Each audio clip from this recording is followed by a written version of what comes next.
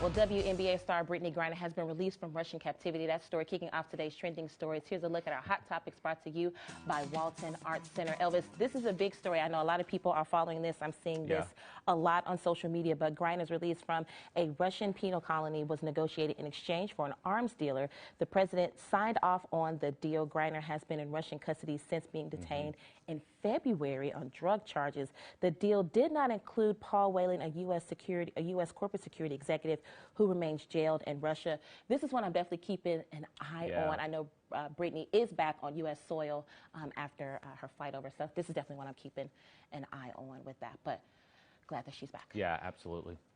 Celine Dion put a halt on performing all the things. This story makes me so sad, but of course, she's got to take care of herself. She did talk about this on her social media. She's been diagnosed with a rare neurological disease. An emotional video posted on her Instagram said she has stiff person syndrome, causing spasms that affect her ability to walk and sing. Dion said, in part, I miss seeing all of you being on stage performing for you, but my condition is not allowing me to give you that right now. The legendary singer also said she had no choice but to postpone her Courage tour, which was to restart in February after several delays, and then her spring 2023 shows have been moved to 2024, and her summer 2023 concerts have been canceled. So, Elvis, have you ever been able to see Celine Dion perform?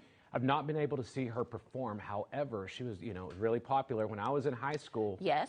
My Heart Will Go On. That's right. That's one of my favorites. That's one of my favorites as well. So hopefully she gets the rest that she needs to be able to come back, because I know so many people still want to see her perform. Well, the Golden Globe Awards will return to KNWA that next month. That show now has a host. There he is right there, comedian Jared Carmichael. He actually had a show a couple years ago right here on KNWA. He had that for a few seasons. Carmichael won an award for his HBO special, Rothaniel. The Globes will air on Tuesday, January the 10th. The best part about this is that nominations come out on Monday.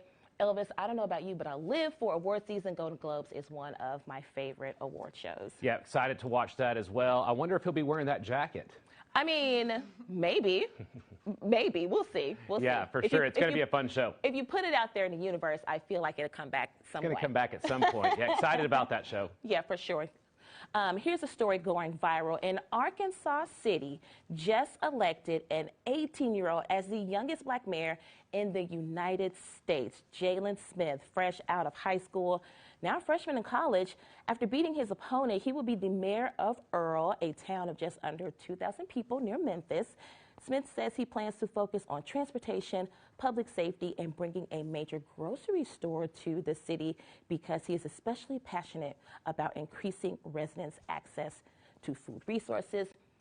Elvis, I don't know about you at 18, but I definitely was not being elected to do anything at 18. No, and same here. And I'm following this story too. I think it's so exciting for the city of Earl and the Bulldogs there. I know that town is excited, and I look forward to keeping up with this story and keeping up with him as he continues with his career now as a city mayor.